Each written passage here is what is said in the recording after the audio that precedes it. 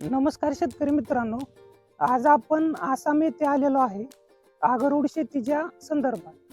हे तुम्ही झाड बघू शकता.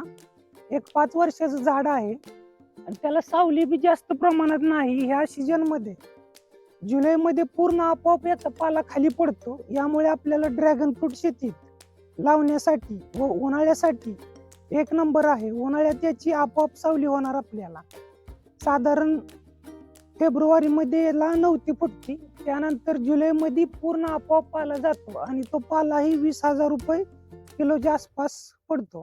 यातील अंतर बघू शकता तुम्ही, 6-10 अंतर आहे. काही फुटावर 8-6 वर लावलेला आहे.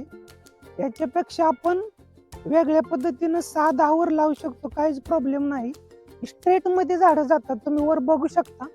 हे स्ट्रेट मध्ये झाडं जातात आणि आपल्या महाराष्ट्रामध्ये येणारी व्हरायटी म्हणजे नॅचरली मध्ये आहे, आर्टिफिशियल मध्ये नाही.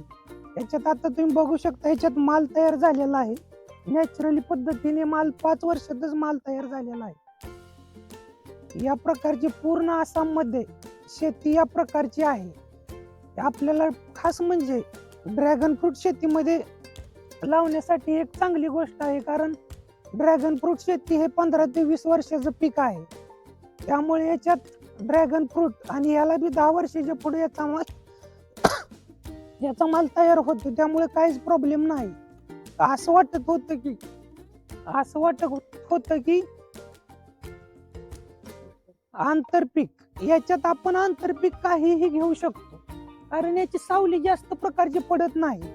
त्यामुळे आंतरपीक काहीही चालते. असं वाटत होतं की शेतकऱ्यांनी सक्सेस आहे का नाही, परंतु आज 3300 किलोमीटर वरून बघण्यासाठी खास आसाम येथे आलेलो आहे. तर खात्री घेतल्याशिवाय आपण कोणतीही गोष्ट करू नये आणि याची खात्री घेऊनच पुरेपूर आपण ही गोष्ट करत आहे.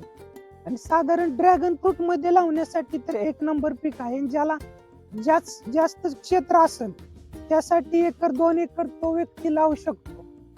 मार्केट बद्दल बी तुम्हाला आता मार्केटमध्ये चाललेलो आहे, त्याबद्दल ही तुम्हाला माहिती भेटेल.